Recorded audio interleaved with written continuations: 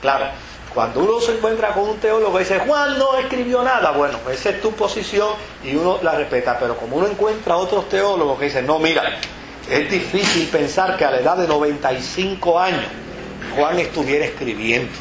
Es difícil pensar.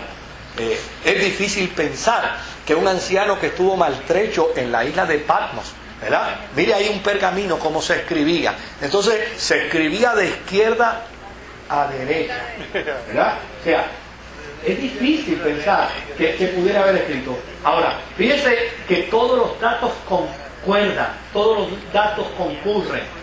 Una iglesia que le pide, unos documentos históricos que afirman sí, los creyentes le pidieron. Claro, se está extinguiendo Juan y extinguiéndose Juan. ¿Cuál es el mejor regalo que le puede dejar a la iglesia? Óyeme, escríbenos un evangelio que no se parezca a Mateo, un evangelio que no se parezca a Marco, un evangelio que no se parezca a Lucas, pero un evangelio que gane al mundo para Jesucristo. Siéntate ahí, abuelito, que el anciano Juan va a ser tu amanuense y él va a empezar. ¿Qué diferencia había entre los dos? Ahí yo no he visto el registro demográfico todavía. Pero tenía que ser maduro, sí, tenía que ser una persona madura, porque nadie podía desarrollar un ministerio con menos de 30 años todavía dentro de la vida, pero no sé, no hay manera de corroborar. Tiraron el suelo escribiendo eso. Sí. No había manera. Pero un amanuense sí hace más sentido. Por allá. Tengo una pregunta. Ajá. ¿Cuál fue el objetivo de Juan? Sí. El objetivo de Juan, porque en el Evangelio de Juan es que sale Elizabeth y que sale encinta y que da a entender que son primos, sí, que son uno, y el yo soy. El cómo el griego, porque yo di un estudio que estudié. Sí. De yo soy, que es el yo soy de Moisés, que se traslada a Juan. O sea, el objetivo que, porque es afuera de ganar la gente, pero el objetivo es así. Pero identificamos por lo menos como 5 objetivos. Tal vez no lo voy a decir en el orden, pero uno de los objetivos de Juan, primero, es bregar con el problema del pensamiento que tiene la iglesia sobre Juan el Bautista. Ese es un objetivo. Número 2, trabajar con el asunto del problema de la herejía del gnosticismo. Ese es otro objetivo. Dentro de esos dos, obviamente, presentar la humanidad de Jesús y la divinidad de Jesús.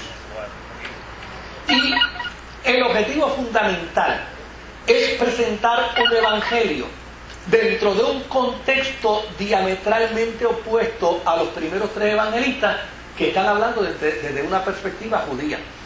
Él necesita presentar un evangelio que responda al mundo gentil griego, porque el mundo gentil griego no le importa que le hablen de un Mesías, porque a fin de cuentas, ¿qué tiene que ver para nosotros? Nosotros nunca hemos estado esperando un Mesías.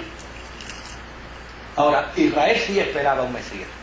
Entonces, yo creo que esos objetivos, así a grandes rasgos. Claro, cuando él habla del yo soy, lo que está es afirmando precisamente su divinidad.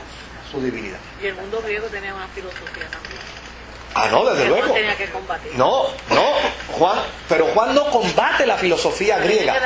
Juan lo que hace es que le da respuestas a la filosofía griega. Le dice, señores, lo que ustedes esperaban en Platón, yo se lo ofrezco en Jesucristo. Lo que decía Sócrates. Aquí está. En Jesucristo yo se los ofrezco. Esa es la gran diferencia del Evangelio. ¿Alguna otra pregunta, algún otro planteamiento? Sí, allá nuestro hermano. Sí, por acá sí está bien.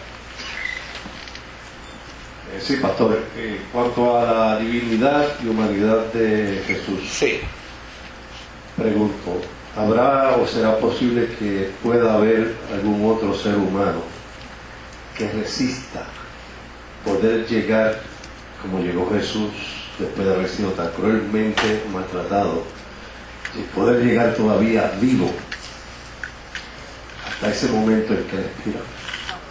Hay algunos Médicamente no. Hay algunos médicos que han escrito sobre el particular y dicen que las condiciones físicas de Jesús eran humanamente extraordinarias.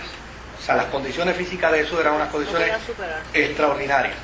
Claro, eso no niega, oiga bien, eso no niega que alguien pudiera llegar a lo mismo o superarlo. Sí, físicamente llegar a lo mismo o superarlo. Porque lo majestuoso de la cruz no son las llagas, no son las heridas, no son los latigazos, no. Lo majestuoso de la cruz es llana y sencillamente lo que dice la Escritura: en su cuerpo Él llevó el pecado de todos nosotros. O sea, eso es lo más grande de la cruz.